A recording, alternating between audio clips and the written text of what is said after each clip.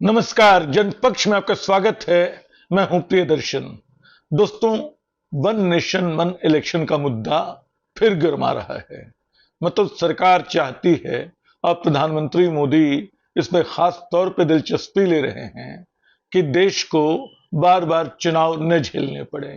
एक ही साथ लोकसभा और तमाम विधानसभाओं के चुनाव हों।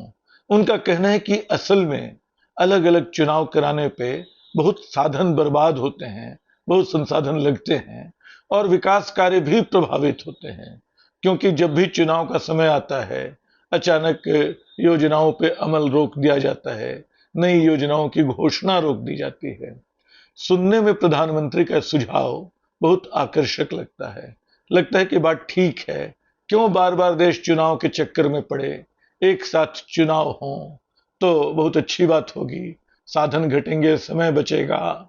लेकिन अलग अलग चुनाव कहां से पैदा हुए? 1967 से पहले इस देश में सारे चुनाव लगभग एक साथ होते थे। 67 में पहली बार कई राज्यों की विधानसभा भंग हुई, नए सिरे से चुनाव कराने की नौबत आई, केंद्र में भी अस्थिरता दिखी, तो कुल मिला के चुनाव अलग अलग होने लगे। ये हमने 77 और 80 के दशकों में भी देखा कि कैसे राज्य सरकारें भंग कर वहां चुनाव कराए गए। तो ये सिलसिला 80 और 90 के दशकों तक आते आते इतना बिखर गया कि विधानसभा के अलग अलग राज्यों के अलग अलग चुनाव होने लगे। हर साल 4-5 राज्यों के चुनाव होते हैं। अगले साल यूपी, पंजाब सहित कुछ और राज्यों के चुनाव हैं। ये सिलसिला चलता रहेगा। तो सरकार का कहना है कि सारे चुनाव रोके जाएं और एक साथ चुनाव हो। जो भारी भरकम टीम बनाई गई है, जिस प्रस्ताव पे वो विचार कर रही है, उसमें यह है कि 2029 में लोकसभा चुनावों के साथ उन राज्यों के विधानसभा चुनाव भी करा लिए जाएं जहां एक साल पहले या अगले एक साल के भीतर विधानसभा का कार्यकाल खत्म होने वाला हो।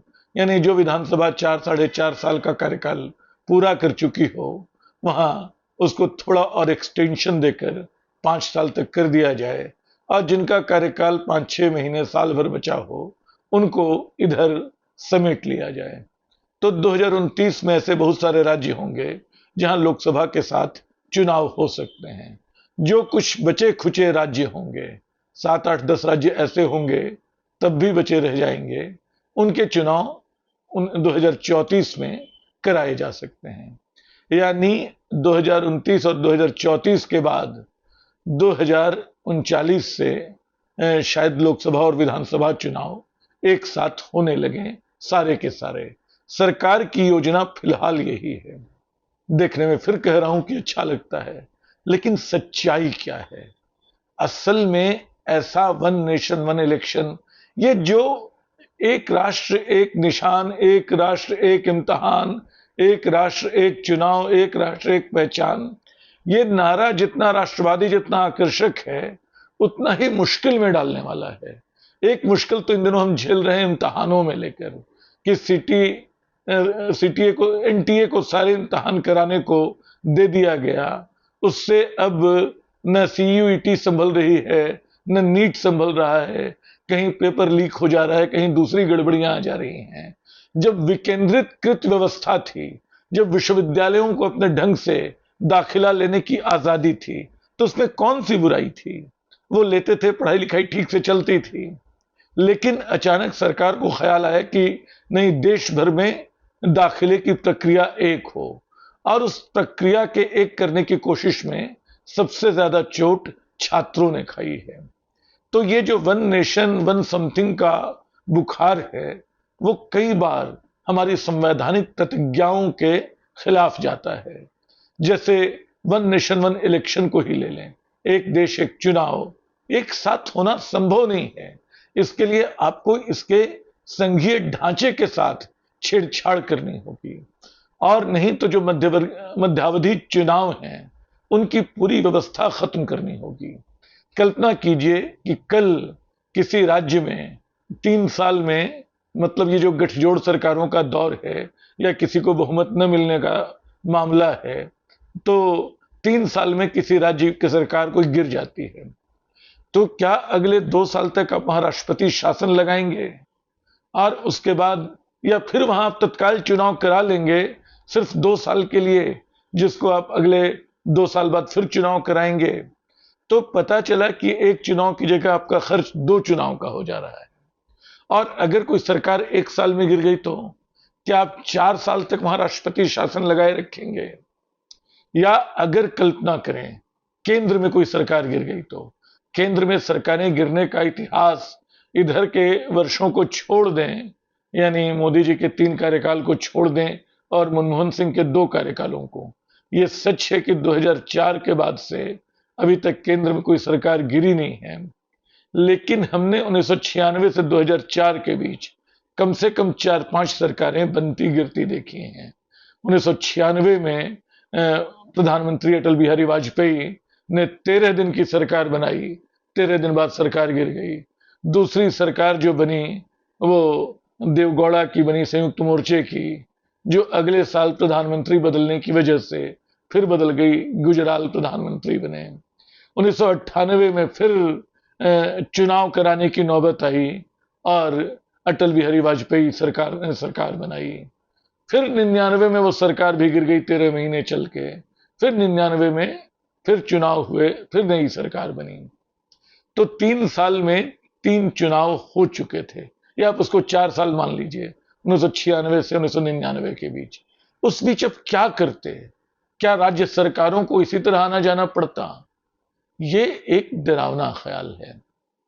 तो एक तो ये कि आप संघीय ढांचे को नुकसान पहुंचाएंगे और देर सवेर जो 2029 या 2034 की कवायद होगी, फिर आने वाले वर्षों में अलग अलग चुनावों की मंजिल तक पहुंच जाएगी, क्योंकि हर राज्य की राजनीति अलग है, वो अलग ढंग से घटित हो रही है। एक बात तो ये है। दूसरी बात ये कि केंद्र के चुनाव अलग होते हैं और राज्यों के चुनाव अलग होते हैं। ये बात इन वर्षों में हम तमाम लोगों ने बहुत साफ ढंग से देख और समझ ली है। आप बंगाल को याद कीजिए, जिस बंगाल में मतलब लेफ्ट फ्रंट की सरकार वो 1977 से 2011 तक लगातार चलती रही, वहां लोकसभा चुनाव में लेफ्ट को ऐसी जीत नहीं मिलती रही। बार बार लोकसभा चुनाव के नतीजे कांग्रेस को बढ़त देते रहे। ये स्थिति दूसरे राज्यों में दूसरी जगहों पे भी आप देख सकते हैं। लोकसभा के नतीजे अलग होते हैं, राज्यसभा के, राज्यों के विधानसभा चुनाव के नतीजे अलग होते हैं। अगर आप दोनों चुनाव एक साथ कराएंगे तो क्या होगा? जाहिर है कि मुद्दों का घालमेल होगा। राज्यों के मुद्दे केंद्र पे आए ना आए, केंद्र का मुद्दा राज्यों पे छा जाएगा। अभी तो लोगों को यह दिख रहा है कि प्रधानमंत्री मोदी की जो एक विराट छवि बना दी गई है, बहुत बड़े नेता वाली, उस छवि का फायदा उनको केंद्र के अलावा राज्यों के चुनाव में भी मिलेगा। इसके अलावा राज्यों के मुद्दे उठाकर वो केंद्र की विफलताओं को भी छुपा सकेंगे, क्योंकि राज्यों में, तमाम राज्यों के तरह तरह के मुद्दे हैं। कहीं सरकारें जो हैं किसी मामले में गड़बड़ हैं, कहीं कुछ और है। तो आप राज्यों से एक तरह की उनकी जो चुनावी स्वायत्तता है वे छीन लेंगे, केंद्र के मुद्दे प्रभावी हो जाएंगे और राज्यों का अधिकार जाता रहेगा। तो वन नेशन वन इलेक्शन असल में इस देश के लोकतांत्रिक चरित्र को बदलने वाला काम होगा। डॉक्टर राम मनोहर लोहिया, जिनको मैं कई बार उद्धृत करता हूं, कहा करते थे कि जो उनकी, वो कहते थे कि जिंदा कौमें 5 साल इंतजार नहीं करती हैं, जिंदा कौमें 5 साल इंतजार नहीं करती। उनका कहना यही था कि अगर कोई सरकार न चल रही हो तो उसको गिरा दो। और ये बातचीत हम कैसे समय कर रहे हैं, जब एक तरफ ये बात हो रही कि राइट टू रिकॉल को लागू किया जाए। हालांकि मैं भी राइट टू रिकॉल में एक नई तरह की अराजकता देखता हूं, लेकिन एक तरफ राइट टू रिकॉल यानी किसी सांसद, किसी विधायक को बीच में बुला लेने का अधिकार शामिल है इसमें।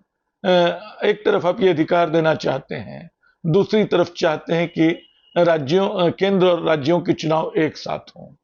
ये दोनों इस देश के लोकतांत्रिक मिजाज के खिलाफ हैं, इससे बचने की जरूरत है।